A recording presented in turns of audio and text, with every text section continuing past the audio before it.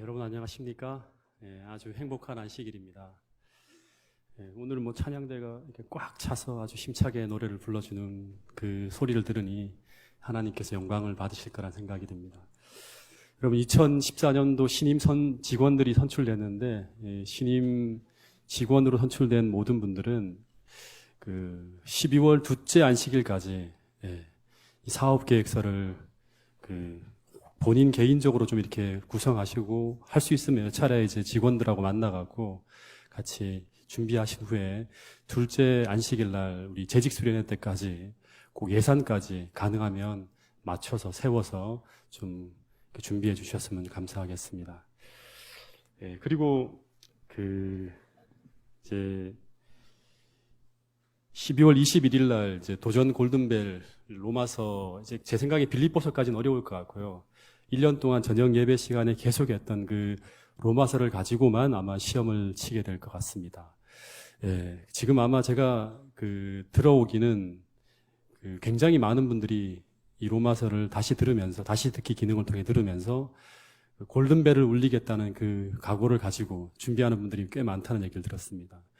일요일 날은 약 한 20강의 정도씩 이렇게 들려나간다는 얘기를 듣고 있거든요. 그래서 아마 다음 주까지는 아마 요약본도 좀 나오지 않을까라는 생각이 듭니다. 그래서 다시 말씀드리지만 이 골든벨을 울리시는 분에게는 그만큼의 영예를 드리겠습니다. 그리고 물질적인 보상도 함께 드리도록 하겠습니다. 하지만 쉽지 않을 겁니다. 쉽지 않을 거고 그만큼 준비했다는 것이 느껴질 만큼 이제 시험을 잘 치시는 분한테만 그런 영예를 드릴 테니까 여러분 하여튼 그 물질적인 보상뿐 아니라 이 로마서를 다시 한번 잘 정립함으로 말미암아 우리가 영원한 복음, 우리가 전해야 될 이 기별들을 이번 기회에 확실하게 여러분들 나름대로 정립하시는 분들이 되기를 바라고요. 아울러 12월 21일 날은 아무도 도망을 칠 수 없습니다. 그러니까 전부 다 이 시험에 참가해야 된다는 생각을 가지고 빠진다고 생각하지 마시고 하셔갖고 초장에 탈락하지 않도록 여러분 좀 모든 분들이 다 스케치북을 다 준비하고 아마 들고 다 시험을 칠 거니까요. 여러분 한 분도 초장에 떨어지지 않도록 준비해 주시기 바랍니다. 그래서 오늘 지난주 한번 오늘 다시 두 번째 요약하는 것들을 가지고 말씀을 공부할 텐데요. 이 두 번째 강의에서 반복되어지는 것들은 꼭 나온다 생각하시면 돼요. 자, 지난주에 로마서 이야기 1에 이어서 오늘 두 번째 시간을 갖도록 할 텐데요. 이 첫 번째 로마서의 모든 이야기는 사도 바울의 삶의 원리였다 했습니다. 오늘 우리가 이 로마서를 잘 연구하면 내가 어떻게 구원을 받고 어떻게 우리가 변화된 삶을 살고 어떻게 성령 충만한 길로 갈 수 있는가를 우리가 분명히 알 수 있다 그랬습니다. 그래서 지난주에 첫 번째 이 로마서에서 말하는 구원의 원리를 이야기를 했는데요.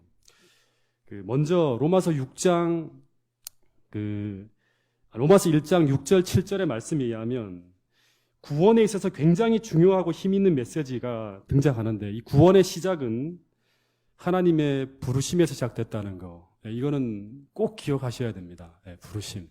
다시 말해서 이 구원의 시작이 우리 안에 하나님을 향한 변화나 개선이 아니라 하나님의 부르심에서 시작됐다는 거예요. 이 이야기가 성경 창세기 3장에도 아담과 하와가 죄를 지었을 때 아담과 하와가 하나님을 향해서 그 태도나 마음이 바뀌어서 시작된 게 아니라 하나님이 먼저 찾아가셨죠. 그죠? 그리고 누가복음 15장에도 잃은 양, 잃은 은전에 대한 이야기를 통해서 하나님이 먼저 움직이는 걸 볼 수 있습니다. 그래서 가끔씩 우리가 하나님이 우리를 사랑하시기 전에 우리가 뭔가 하나님을 위해 일을 하지 않으면 뭔가 기여하지 않으면 안 된다고 생각하는데 그래서 많은 사람들이 스스로 생각하기에 지금 나의 모습이 너무 악하기 때문에 하나님이 나를 받아주실 수 없을 거라 생각을 하면서 하나님의 품 안으로 더 들어오지 못한다는 거예요. 근데 이 모든 것들은 하나님이 주시는 메시지가 아니라는 거예요. 그죠? 이거 꼭 기억하시기 바랍니다. 그래서 로마서 5장 8절에 사도 바울이 이런 얘기를 했어요. 자, 읽어보겠습니다. 시작.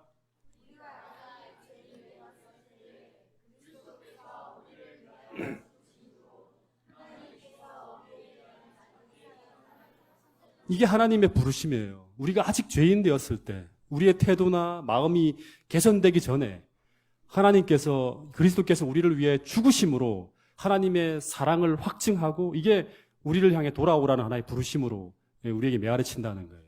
이걸 보고 우리가 하나님께 나가는 거예요. 그래서 이걸 이제 은혜라고 얘기했어요. 부르심은 그 하나님의 은혜로 말미암아예요. 은혜로 말미암아 시작되는 거예요. 그리고 이 부르심의 반응에 그 앞에 나오게 될 때 첫 번째로 우리가 경험하게 되는 것이 무엇이라 그랬죠? 이 부르심의 반응에서 우리가 하나님께 나오게 될 때 첫 번째로 경험하게 되는 것. 이게 뭐냐 그러면 내가 죄인이라는 것을 깊이 느끼면서 회개하는 거예요. 여러분 내가 너무 악해서 주체할 수 없는 눈물을 훔치면서 몇 시간 동안 회개하면서 울어본 적이 있습니까, 여러분? 정말 너무너무 내 자신이 악하게 보여서 견딜 수 없는 이 마음의 어떤 그런 아픔으로 말미암아 여러 시간 동안 울어본 적이 있습니까? 여러분, 이 두 번째 과정은 정말 그리스도인이 되는, 정상적인 그리스도인이 되는 부분에 정말 중요한 과정이라 했습니다. 이 두 번째 과정이 흘러가지 않으면, 순서대로 흘러가지 않으면 우리는 절대 정상적인 그리스도인이 될 수가 없어요. 하나님 앞에 겸손해질 수가 없어요. 그래서 이 로마서 1장 두 번째 단락 18절부터 시작해서 3장 20절까지 긴 이야기를 통해서 하나님은 우리가 가지고 있는 이 죄 문제를 아주 가볍게 다루지 않고 심각하게 다루는 걸 볼 수 있어요. 철저하게 너희들 죄인이다. 너는 내가 필요한 존재라는 걸 계속 인식시키는 거예요.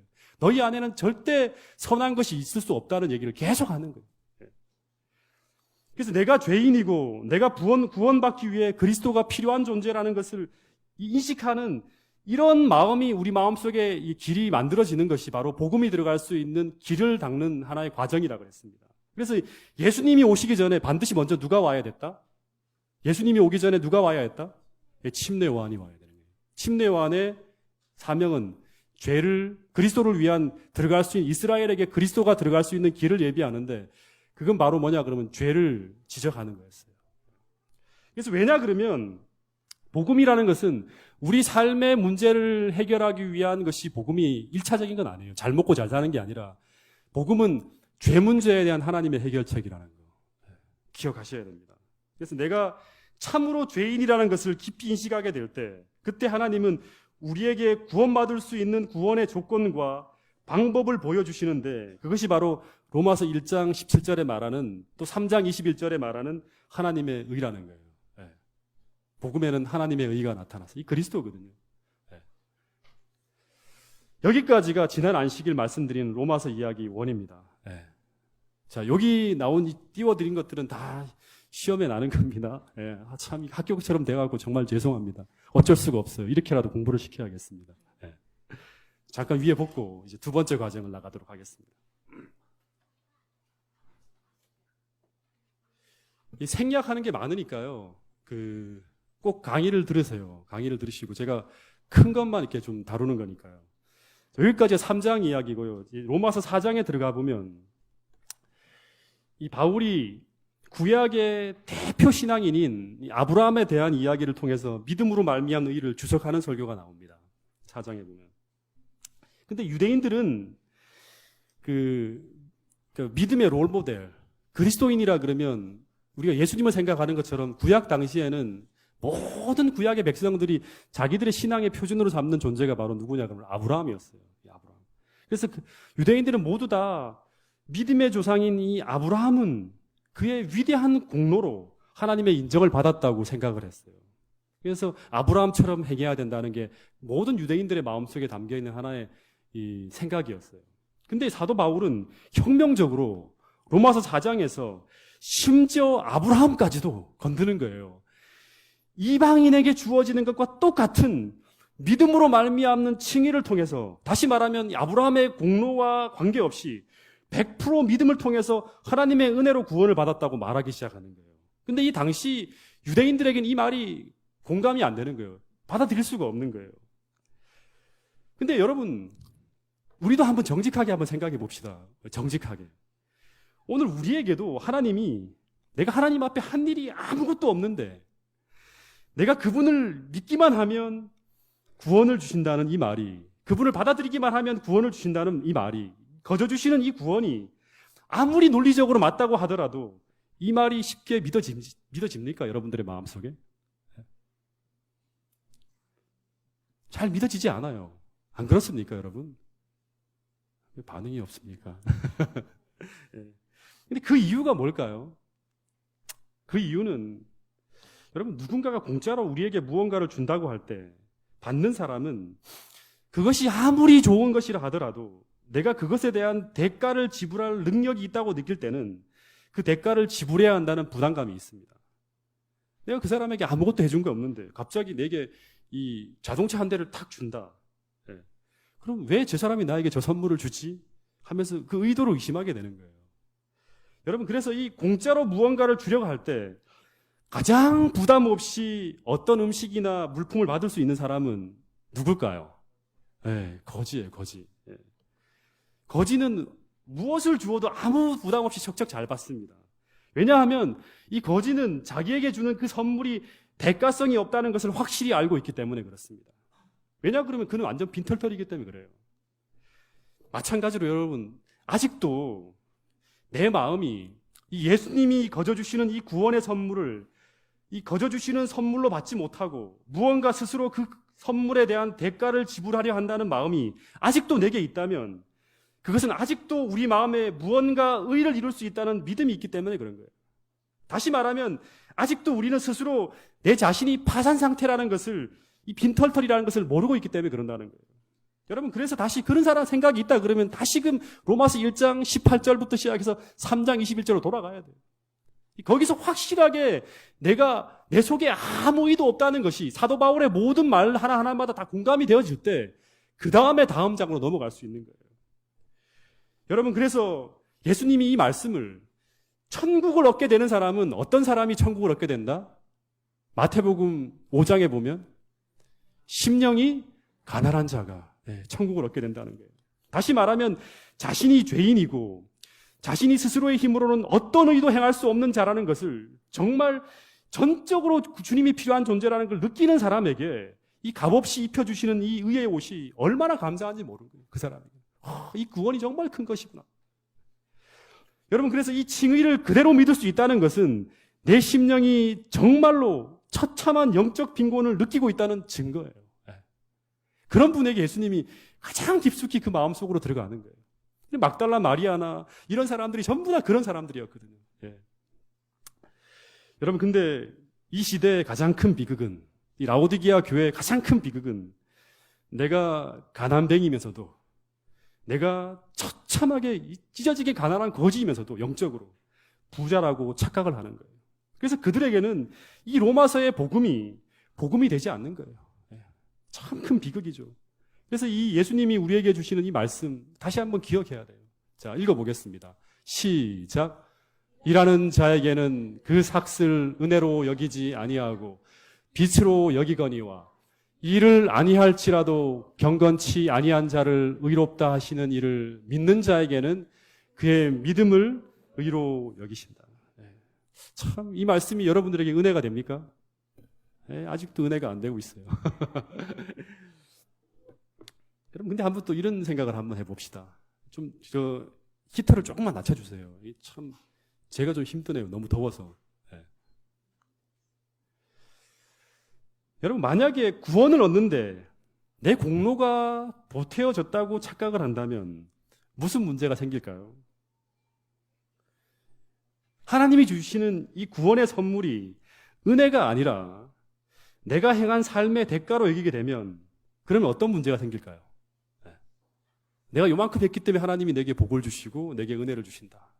이런 식으로 생각을 하게 되면 그러면 내가 헌금을 내는 것도 내가 축복을 받기 위한 대가고 내가 교회를 위한 봉사를 하는 것도 구원받기 위한 하나의 대가가 되는 거예요. 그러면 하나님과 나와의 관계가 어떤 관계가 되냐 그러면 하나님은 아가페적인 사랑의 관계를 우리에게 원하는데 그것이 아니라 거래의 관계와 계약의 관계로 변질되어집니다. 이렇게 되면 이게 참 인식이 되게 중요해요. 내가 하나님을 어떻게 섬기고 인식하고 있는가. 다시 말하면 나와 하나님의 관계가 어떻게 맺어지고 어떻게 설정되어져 있는가에 따라서 오늘 내 신앙이 믿음으로 말미암아 살아가는 사도 바울처럼 정상적인 그리스도인이 되어질 수도 있고 똑같이 교회를 다니고 똑같이 교회에서 봉사하고 일하지만 하나님의 은혜가 전혀 내려지지 않는 변질된 기독교 신앙인이 될 수도 있습니다. 여러분, 이 변질된 기독교 신앙인이 두 종류가 나오는데 성경에 보면 그 한 사람은 기복신앙인이고요. 또 한 사람은 율법주의 신앙인입니다.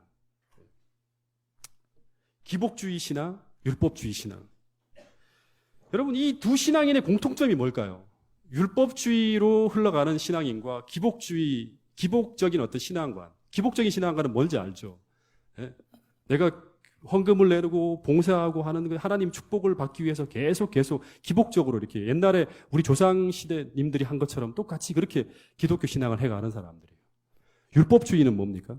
내 행함으로 하나님의 의를 이루겠다는 그런 삶을 살아가는 거예요. 이 두 신앙인의 공통점은 행함으로 말미암아 복을 받고 행함으로 말미암아 의를 이루려는 사람들이에요.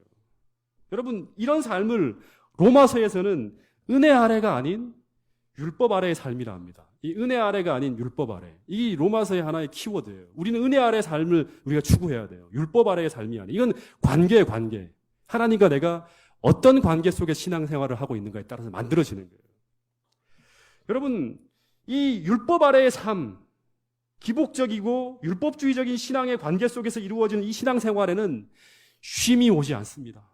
참 이게 진짜 고통스러운 거예요. 교회 다니면서 전혀 위로가 없어요, 하나님. 왜냐하면 내가 하나님께 기여해야 내가 복을 받고 내가 하나님께 기여해야 구원을 받기 때문에 끊임없이 하나님을 만족시키기 위해서 내가 끊임없이 움직이고 수고해야 되는 거예요. 여러분, 그러나 그래서 결국 이런 관계는 그가 기대하는 수고의 대가가 오지 않을 때는, 다시 말하면 그들이 기대하고 기다리던 그 결과가 나타나면 이 관계는 깨어지게 돼 있어요.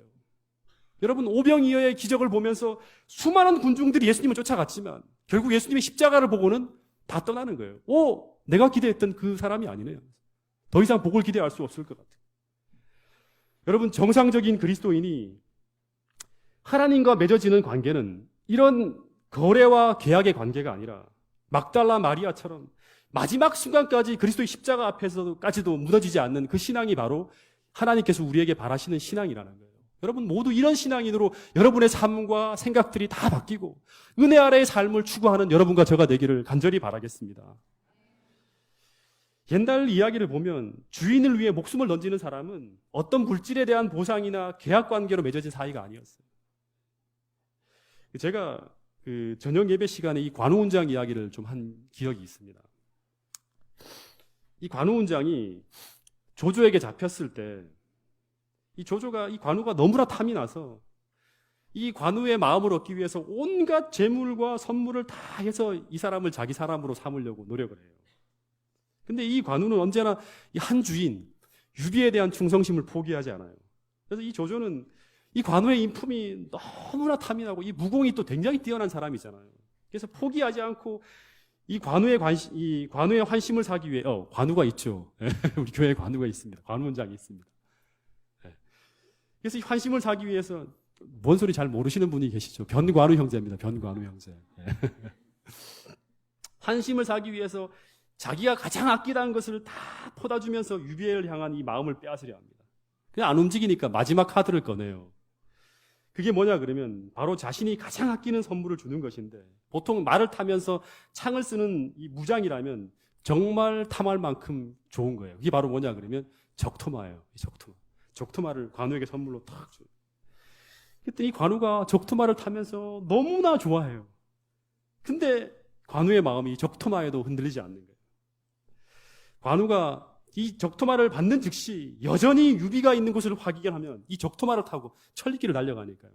바로 달려가겠다는 마음을 고백을 하면서 주인에 대한 충성이 흔들리지 않는 거예요. 그러다가 관우가 드디어 두 번째로 조조에게 붙잡힙니다. 이제 주군을 바꾸지 않으면 자신의 생명이 끝나게 된다는 걸 알았어요. 그런데도 이 주인만 바꾸면 죽지 않는 것은 물건이와 더 넓은 세계에서 조조 밑에서 더 큰 부귀영화를 누리면서 살 수 있는 길이 다 보장이 된 거예요. 근데 관우는 끝까지 죽음으로써 유비에 대한 그의 충성을 바꾸지 않았어요. 여러분, 이것은 유비와 관우의 관계가 어떤 대가와 물질에 의해서 맺어진 관계가 계약 관계가 아니라 그 어떤 물질에 의해서도 매수될 수 없는 이 갚을 길 없는 깊은 사랑의 관계로 맺어진 사이라는 것을 증명하는 거였어요. 여러분, 이런 관계 속에서 완전한 헌신과 절대적 신뢰와 은혜가 넘치는 상대를 향해서 올인하는 헌신이 이루어지는 거예요. 네.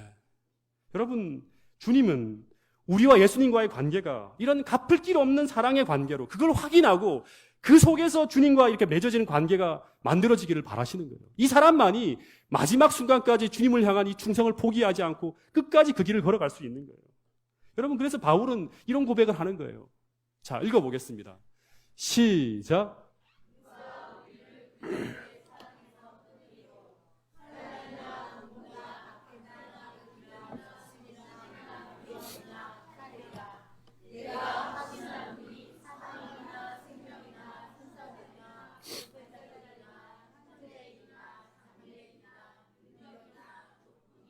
기품이나 다른 어떤 피조물이라도 우리를 우리 주 그리스도 예수 안에 있는 하나님의 사랑에서 끊을 수 없으니라. 하나님의 사랑에서 끊을 수 없는 관계. 참 너무너무 감동적이지 않습니까? 이 말씀이. 바울이 이런 관계로 하나님과 맺어진 거예요. 여러분, 예수님은 내가 이것을 행하면 내가 구원을 50% 주고 내가 이것을 행하면 60% 주고 하는 이런 노력에 대한 대가, 이런 인센티브를 가지고 우리를 이끌지 않았어요. 여러분, 하나님과 나와의 관계가 그런 기복적이고 거래적이지 않은 완전한 아가페적인 사랑의 근거를 둔 그런 사랑의 관계로 하나님은 우리가 관계를 맺고 싶어 하시는 거예요. 일을 아니할지라도 경건치 아니한 자를 의롭다 하시는 이를 믿는 자에게는 그의 믿음을 의로 여기시나니, 우리가 아직 죄인 되었을 때 우리가 주님 앞에 하나 기여한 것이 없지만 그리스도께서 우리를 위해 죽으심으로 하나님께서 우리를 위한 자기의 사랑을 확증하셨느니라. 여러분, 그래서 구원은 우리의 행함의 대가가 지불된 상품이 아니라, 우리의 행함의 대가가 지불된 상품이 아니라 하나님의 은혜로 우리에게 주어진 선물이라는 걸 여러분 꼭 기억해야 돼요. 너희가 그 은혜로 인하여 믿음으로 말미암아 구원을 받았으니 이것은 너희에게서 난 것이 아니요 하나님의 무엇이다? 선물이라. 이 말씀 그대로 여러분 받게 되기를 간절히 바라겠습니다.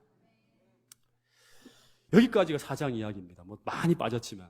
그리고 5장으로 들어가면, 그러면 이제 믿음으로 의롭다 하심을 받은 사람들이 어떻게 살아야 하는가 하는 거예요. 어떻게 살아야 하는가. 그러니까 물어보겠습니다. 로마서의 총 주제 성경절이 뭐죠? 로마서 1장 17절. 오직 의인은 믿음으로 말미암아 살리라. 그래서 이 로마서 1장부터 4장까지가 믿음에 대한 이야기라 그러면 5장부터 끝까지는 살리라에 대한 부분이에요. 믿음을 가지면 이렇게 살게 된다는 거예요. 그래서 이런 믿음의 결과가 나타나면 이 믿음이 잘못된 거예요. 그러니까 1장부터 18절에서 우리가 죄인이라는 걸 느끼지 못하는 거, 이걸 믿지 못한다는 거. 그 다음에 거기에서 베풀어진 이 구원의 선물을 이해하지 못한다는 거예요. 네. 여러분, 그래서 믿음으로 예수님을 받아들여서 내 마음속에 모시는 이 삶은 굉장히 대단한 사건이에요. 여러분, 예수님이 이 땅에 오신 사건이 대단한 사건이었죠. 예수님의 탄생을 분기점으로 해서 인류 역사가 BC와 AD로 나누어지는 거예요. 그래서 여러분, 우리가 생각해야 될 게 뭐냐 그러면, 그리스도께서 우리 개인의 삶 속에 들어온 이전과 이후의 삶도 확연히 달라져야 될까요? 확연히 달라져야 될까요? 네. 넘어가겠습니다. 근데 이 문제는 믿음으로 구원받았다는 사실이 실제 생활에서 그렇게 힘있게 나타나지 않는다는 데 있어요. 문제는. 여러분, 이게 많은 성도들이 느끼는 딜레마예요. 왜 이런 일이 벌어질까? 제가 동작중앙교회에서 이렇게 있으면서 어떤 집사님 두 분이 이야기하는 걸 제가 지금도 확실하게 기억하고 있는 이야기가 있습니다. 두 집사님이 이야기를 나누는데 이 집사님이 이런 말씀을 하시더라고요. 이 믿음이라는 게 나이가 들어감에 따라 참 중요한 것 같다는 거예요. 특별히 나이가 한 50 정도로 들면 우리가 정말 정서적으로 무언가 의지할 필요가 있는데, 이때 이 신앙은 그때 우리의 노년을 참 평안하게 이끌어줄 한 방편이 믿음이라고 생각을 한다는 거예요. 여러분, 참 좋은 말이죠. 네. 근데 여러분, 저도 처음 신앙은 이렇게 해서 시작을 했어요. 근데 성경을 펼쳐서 읽어 들어갈 때 실제 신앙이라는 것이 이런 감상적인 것이 아님을 제가 느끼게 되었습니다. 여러분, 이 믿음이라는 것은 우리의 무슨 문제죠? 구원의 문제예요. 다시 말하면 이것은 죽느냐 사느냐의 문제예요. 죽느냐 사느냐의 문제. 이게 바로 믿음의 문제예요. 제가 이 교인들과 같이 성경 공부할 때마다 이야기하는 말이지만, 특별히 재림교회 이 성경관은요, 성경을 쭉 읽어 나가면 이 성경 역사는 처음부터 끝까지 뭐냐 그러면 전쟁사예요. 선악의 대쟁 2 또는 어떤 그런 이 모세오경, 사사기, 열왕기, 상하, 역대기 전 내용이 전부 하나님을 말씀을 맡은 이스라엘 나라가 주변 나라와 싸우는 전쟁 이야기예요. 다시 말하면 이기냐 지느냐의 싸움이에요. 지면 노예가 되고, 지면 죽음이 오고, 지면 비참함이 몰려오는 거예요. 그래서 반드시 승리해야 할 싸움에 언제나 가장 중요한 무기로 하나님께서 우리 앞에 놓여주신 그 무기가 무엇인가 하면 바로 이 로마서에서 바울이 연구해서 기록한 믿음이라는 거라는 거예요. 믿음. 믿음은 죽느냐 사느냐의 문제고 이기느냐 지느냐의 문제예요. 이 치열한 현실의 문제가 바로 믿음이라는 게 놓여 있다는 거예요. 여러분, 다른 걸 생각하면 그리스도인은 실패하는 거예요. 예. 여러분, 그래서 이 믿음을 우리가 무슨 정서적으로 윤택하기 위해 필요한 삶의 액세서리 정도로 생각하거나 이 믿음을 하나의 관념으로 받아들여서 내가 필요할 때는 꺼내 쓰고 내가 잊고 지낼 때는 무심하게 책꽂이에 꽂아두는 그런 하나의 이론이나 철학 정도로 생각한다면 그 사람은 절대 사도 바울이 말하는 믿음으로 말미암아 살아간다는 것이 무엇인지를 전혀 깨달을 수가 없어요. 여러분, 오직 의인은 믿음으로 말미암아 산다는 것이 무엇인지를 한번 이 12월 달 내내 깊이 고민해 보는 여러분과 저가 되기를 간절히 바라겠습니다. 다시 강조하거니와 이 로마서에서 말하는 믿음은 논리를 연결시키는 단순한 신학적 용어가 아니라 로마서에서 말하는 믿음은 전능한 하나님의 능력을 내게로 임하게 하는 두나미스, 능력이라는 거예요. 파워라는 거예요. 이 믿음은 믿음의 공헌이 아니라 믿음으로 말미암아 사는 곳에서 언제나 열리는 거예요. 내가 믿음이 있다. 믿음 어떻게 이해했다. 이게 아니에요. 살아가는 데서 맺히는 거예요. 여러분, 다윗과 골리앗의 싸움이 벌어지는 이 사무엘상 17장을 보면 이스라엘이 믿음을 잃어버렸을 때는 이 골리앗의 사기에 눌려서 전부 블레셋의 포로로 끌려갈 상황이 된 거예요. 믿음이 없는 거예요. 끌려가는 거예요, 이제. 거기에다가 이제 착취를 당하고 억압을 당하고 조공을 갖다 바쳐야 할 상황이 벌어지는 거예요. 세상에 끌려가는 거예요. 근데 참으로 궁금한 것은 이 상황에서 왜 다윗만이 믿음으로 골리앗을 향해 나갔을까 하는 걸 고민해 봐야 되는 거예요. 수많은 이스라엘 군대 중에 여호와 하나님에 대해 아는 사람이 다윗 하나밖에 없었습니까? 전부 이방인이었습니까, 그들은? 절대 그렇지 않습니다. 이들은 아브라함의 삶도 알고 모세가 홍해를 가르고 애국 군대를 초토화시킨 이야기, 여호수아의 가나안 정복사 다 알고 아는 사람들이었어요. 근데 문제는 뭐냐 그러면 그들에게는 삶으로 체득된 믿음이 없었다는 거예요. 한 번도 믿음으로 말미암아 살아본 적이 없어요. 이야기는 계속 듣고 있었지만. 다시 말하면 그 전쟁터에 나간 이스라엘 병사들의 마음은 전부 골리앗의 위세 앞에 전혀 믿음이 다 무력화된 거예요. 믿음을 쓸 수가 없는 거예요. 여러분, 여기서 죽은 믿음과 산 믿음이 나타나는 거예요. 죽은 믿음과 산 믿음. 여러분, 한 번도 하나님을 의지해서 이 불가능의 벽을 넘어본 적이 없는 믿음은, 다시 말해 한 번도 믿음으로 말미암아 살아본 경험이 없는 사람들은 위기 때 절대 골리앗을 상대해서 일어설 수 없는 거예요. 여러분, 그러나 이 다윗은 늘 믿음으로 말미암아 곰과 싸울 때 또는 어떤 어려움이 겪을 때마다 늘 믿음으로 말미암아 하나님을 만지며 경험하며 체득하며 살아온 자였기에 이 하나님의 이름이 모독되어지는 이 순간 주저하지 않고 믿음으로 일어선 거예요. 여러분, 이 믿음으로 말미암아 하나님과 하나됨이 무엇인지 아는 사람이 바로 다윗이었어요.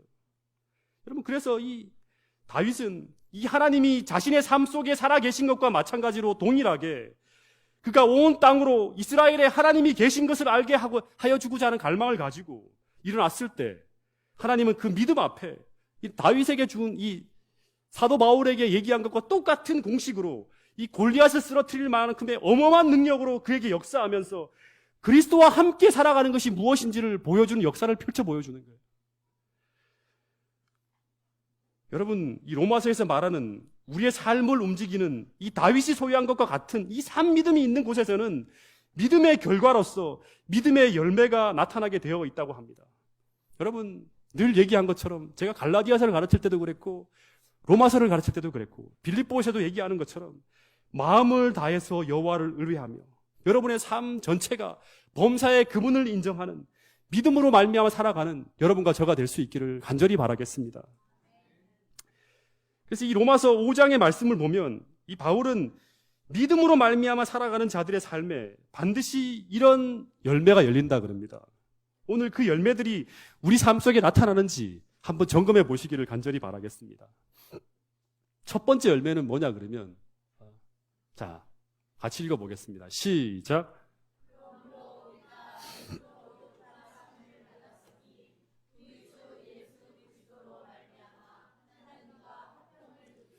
이제 앞에까지 배웠잖아요. 그러므로 믿음으로 의롭다 하심을 이제 받았으니 첫 번째, 우리 주 예수 그리스도로 말미암아 하나님과 화평을 누리자. 다시 말하면 이 하나님과 화평한 관계, 언제나 기도로 소통할 수 있는 관계. 다시 말하면 뭐냐 그러면 이것은 내 죄가 용서되어지고 속죄되어졌다는 확실한 경험을 통해서 하나님과의 관계가 회복되어졌다는 걸 확신하는 거예요. 이게 정말 중요한 겁니다. 이게 안 되면 이 화평을 어떻게 얻으려고 그러냐면 용서와 속죄를 통한 이 믿음으로 말미암는 의를 경험하지 못한 사람들은 자기 행함으로 하나님과의 화평을 이루려고 그래요. 그러면 이게 또 엉뚱한 신앙이 만들어지는 거예요. 두 번째, 이거는 얘기를 많이 했기 때문에 넘어가고요. 두 번째는 뭐냐 그러면, 자, 읽어보겠습니다. 시작. 또한 그로 말미암아 우리가 믿음으로 서 있는 이 은혜에 들어감을, 두 번째 열매는 은혜에 들어감이에요. 은혜에 들어감. 여러분, 하나님의 은혜에 들어간다는 게 뭘까요? 굉장히 추상적인 용어가 이 은혜라는 말이거든요. 여러분, 하나님의 은혜에 들어간다는 것은 하나님과 나와의 관계가 화평한 관계를 맺고 있는 자에게 맺혀지는 열매예요. 이것은 하나님 안에서의 쉼과 안식이에요. 이 반대가 율법주의거든요. 율법 아래 삶이거든요. 율법 아래 삶은 끝없이 피곤한 거예요. 그래서 여러분, 마지막 시대에 제7일 안식일 예수 재림교회 여자의 남은 무리가 누리는 마지막 축복이 뭐냐 그러면, 일반 세상적으로 이 하나님의 은혜 아래 들어가 영원한 복음을 받아들이지 못한 사람들은 밤낮 쉼을 얻지 못하지만 하나님과의 믿음의 관계에 서 있는 사람들은 안식을 누리는 거예요. 안식을 누리는 거예요. 여러분, 신앙생활을 한다는 것은 어떻게 보면 하나님 안에서 쉬는 거예요. 안식을 누리는 거예요. 안식을 누리는 거. 그래서 이 히브리서를 보면 이 구원과 안식은 같은 단어로 사용되어져요. 구원을 얻는다는 것과 안식을 누린다는 게 같은 단어예요. 여러분, 마치 어떤 아이가, 이 믿음을 이렇게 생각하면 돼요. 어떤 아이가 삶의 모든 문제를 다 부모에게 맡기고 그 품에 탁 안겨 있는 게 바로 뭐냐면 안식이에요. 안식. 여러분, 그래서 이 믿음이 있으면 안식이 가능하지만 이 믿음이 없으면 우리는 안식을 누리지 못하고 늘 요동을 합니다. 우리 삶에 앞으로 가면 갈수록 더 심할 거예요. 그리스도인으로서 세상 살아가는 게 절대 녹록치 않습니다.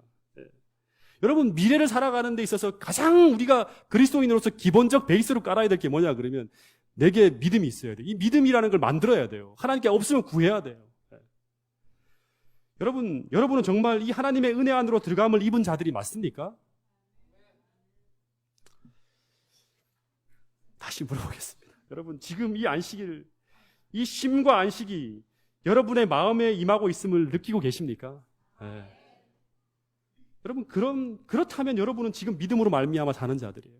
아직도 불안하고 염려가 되고 안심이 안 되고 하나님이 계신데도 불구하고 마치 고아처럼 두려움에 떨고 힘들어하고 고통스러워하고 하는 이런 모든 마음이 내 마음속에 계속 이루어지고 있다면 여러분, 다시 한번 그리스도를 찾게 되기를 간절히 바라겠습니다.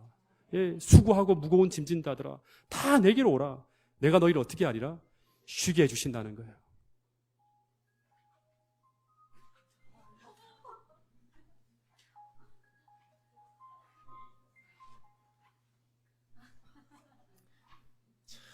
때 맞춰서 벨이 울리네요. 이 조옥정 씨가 잠깐 싫어합니다. 이게 너무 힘들게 진지하게 들어간다고.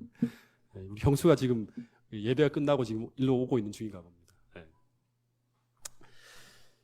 여러분,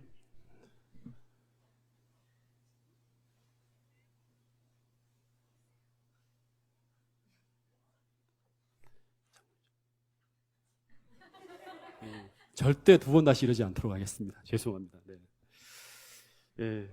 여러분, 이게 바로 뭐냐 그러면 이게 바로 믿음을 가지고 있는 사람. 이 믿음을 가지고 어디로 가냐 그러면 우리가 야곱의 환난을 통과하고 마침내 하나님의 영광을 바라보고 즐거워할 수 있는 그 영광의 반열로 들어가는 거예요. 여러분, 이게 믿음이라는 건 실제적인 거예요. 몇 가지 이해한다고 해서 내가 믿음으로 구원받는 게 아니에요. 삶 속에서 매일 이 열매가 맺혀지는 사람들이 궁극적으로 그 영광을 바라보고 즐거워하는 최종적인 어떤 열매 속으로 열매를 얻을 수 있는 거예요. 여러분, 그래서 이 믿음으로 말미암아 사는 사람들, 다시 말하면 하나님과 화평을 누리고 은혜 안에 들어가는 이 믿음의 열매가 맺히는 사람들은 우리가 믿음으로 말미암아 사는지를 또 점검할 수 있는 또 하나의 열매가 맺힌다고 해요. 이 열매가 맺히면 우리는 다시금 또 하나님께 돌아가야 돼요. 그것이 바로 뭐냐 그러면, 자, 읽어보겠습니다. 시작. 다만 이뿐 아니라 우리가 환난 중에도 즐거워하나니. 환난 중에도 즐거워한다. 여러분, 자, 저를 보세요. 이 환난은 그 사람의 믿음을 확인하는 시금석과 같은 거예요. 제가 성경 전편에 걸쳐서 이걸 확인할 수가 있어요.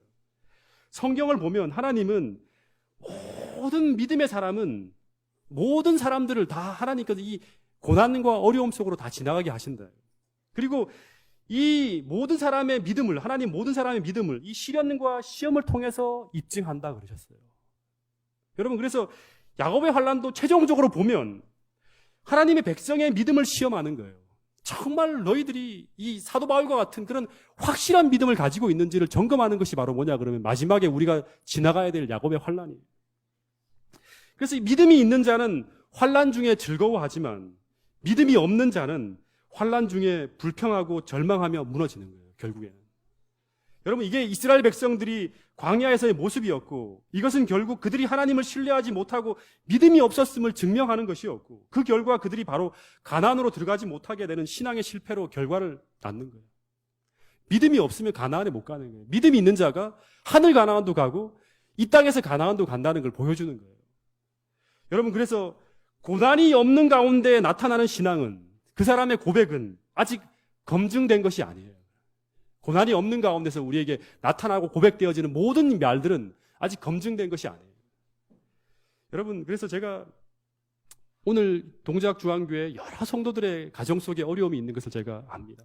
여러분, 이것을 믿음의 시련으로 받아들이시고 야고보서 1장에 나와 있는 것처럼 그 시험을 만날 때 이것이 믿음의 시련이 되어서 우리로 마지막에 마침내 마지막 여호와의 남은 자손들에게 꼭 필요한 인내를 이루어내는 하나의 연단의 기회로 삼으시고 더 믿음의 성숙을 이루어서 하나님께서 위대하게 쓸 수 있는 그러한 그릇으로 변화되어지는 축복의 도구로 활용할 수 있게 되기를 간절히 바라겠습니다.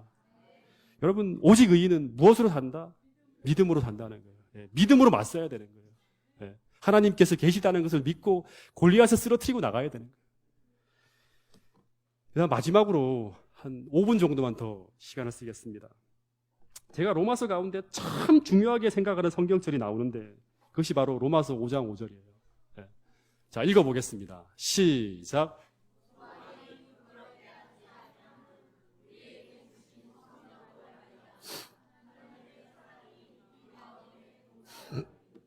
네, 진짜 중요한 그 믿음으로 말미암아 살아가는 사람들에게 주시는 하나님의 최고의 선물이 바로 뭐냐 그러면 바로 이 로마서 5장 5절이에요. 저는 이 성경절을 굉장히 좋아하고 중요하게 생각합니다. 소망이 우리를 부끄럽게 하지 아니하면 우리에게 주신 성령으로 말미암아 하나님의 사랑이 우리 마음에 부은 바 됨이니. 소망이 부끄럽게 된다는 게 뭐예요? 말들을 잘 생각하면서 보아야 돼요. 소망이 부끄럽게 된다는 것은 소망이 이루어지지 못하고 좌절되는 거예요. 이게 소망이 부끄럽게 되는 거예요. 근데 소망이 부끄럽게 되지 않는다는 것은 소망이 어떻게 돼요? 이루어지는 거죠. 소망이 이루어지는 거예요. 소망이 좌절되지 않는 이유는 우리에게 주신 성령으로 말미암아 하나님의 사랑이 계속 우리 마음에 부어지고 있기 때문이라는 거예요. 사도 바울은. 이 말이 무슨 뜻인가? 여러분, 우리의 소망이 뭡니까? 믿음을 가진 자들의 소망은 하늘나라 재림뿐만이 아니에요.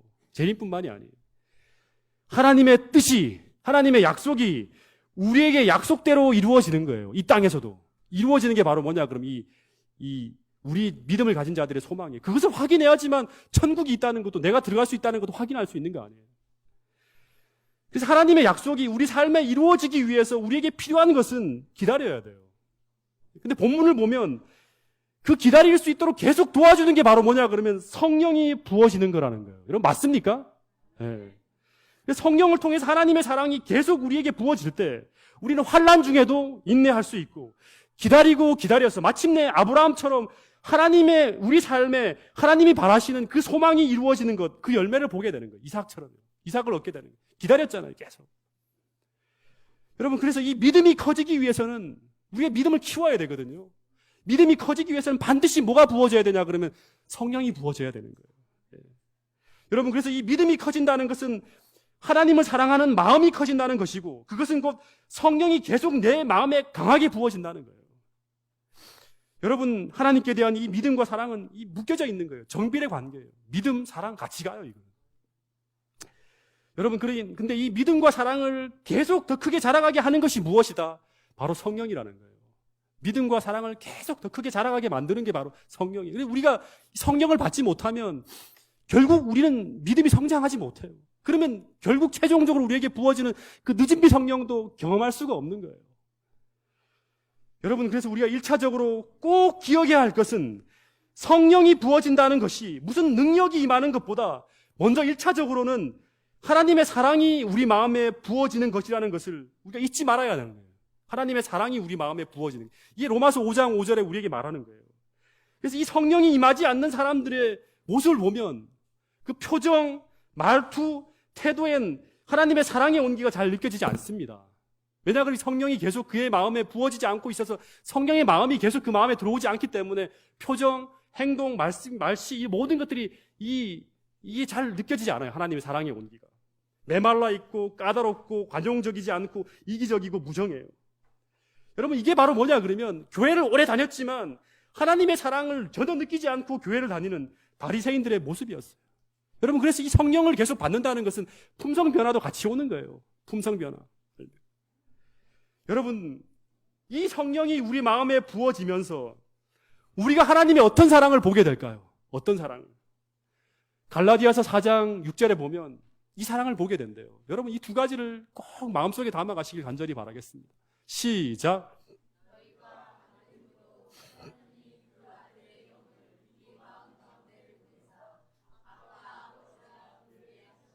하나님의 아들의 영이 우리 마음 가운데 부어지면 우리가 하나님을 아빠, 아버지라고 부르짖게 된다는 거예요.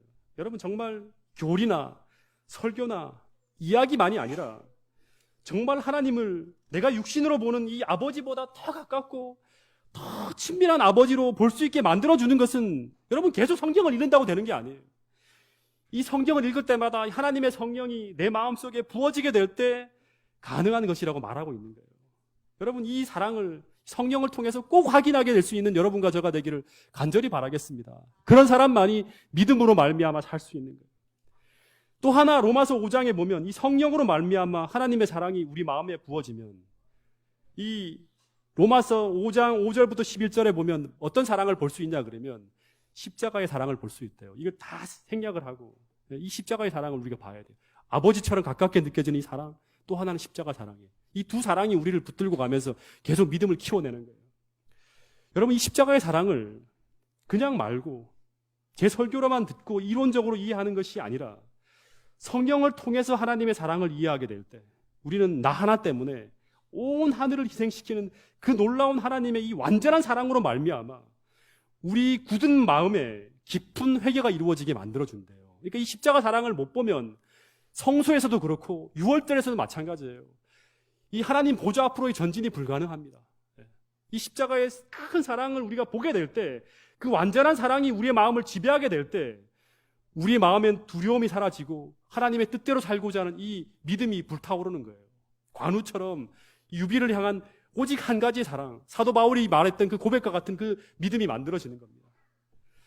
여러분, 오늘 정말 교회를 다니는 사람이 아니라 사도행 로마서 8장 9절에 보면 성령을 소유한 사람만이 그리스도인이라고 말하고 있습니다.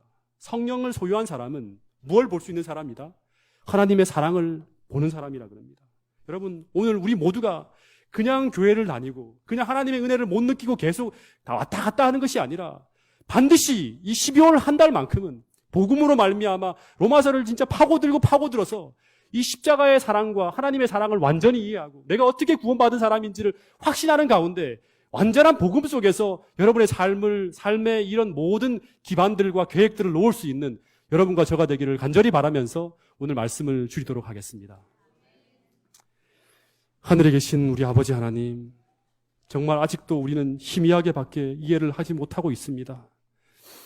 주님, 저희들에게 성령을 부어주시고 하늘의 큰 은혜로 우리를 축복해 주셔서 우리가 아직 알지 못하고 깨닫지 못하는 그 복음의 진수를 우리가 꼭 볼 수 있도록 도와주시옵고, 정말 우리가 누구의 이야기를 듣고 신앙하는 것이 아니라 정말 직접 하나님을 만나고 체험한 가운데 그 사랑을 확인하고 확신하면서 매일 매순간 이 진리의 길을 끝까지 걸어갈 수 있는 저희들 모두가 되게 하여 주시옵소서.